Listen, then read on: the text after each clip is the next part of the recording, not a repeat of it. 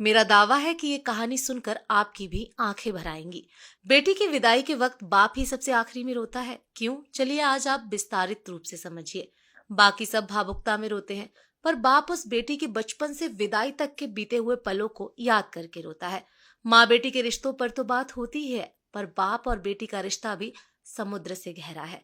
हर बाप घर के बेटे को गाली देता है, धमकाता है और मारता है, पर वही बाप अपनी बेटी की हर गलती को नजरअंदाज करता है।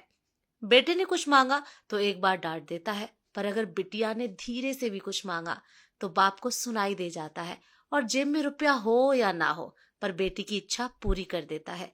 दुनिया उस बाप का सब कुछ लूट ले तो भी वो हार नहीं मानता, पर अपनी बेटी के आंख के आंसू देखकर खुद अंदर से बिखर जाए उसे बाप कहते हैं।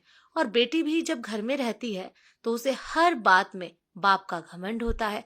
किसी ने कुछ कहा नहीं कि वो बेटी तपाक से बोलती है, पापा को आने दे फिर बताती हूँ। बेटी घर में रहती तो माँ के आंचल में है, पर बेटी की हिम्मत उसका बाप रहता है।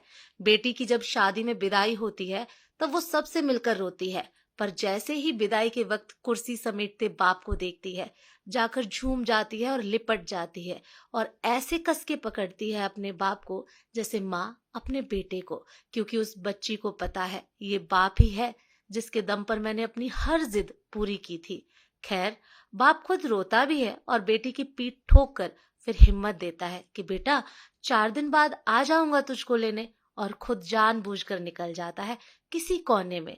और उस कोने में जाकर वो बाप कितना फूट फूट कर रोता है, ये बात सिर्फ एक बेटी का ही बाप समझ सकता है।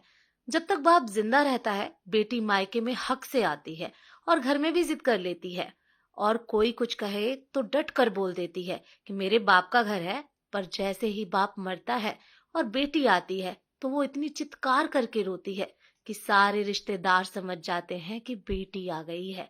और वो बेटी उस दिन अपनी हिम्मत हार जाती है, क्योंकि उस दिन उसका बाप ही नहीं उसकी वो हिम्मत भी मर जाती है।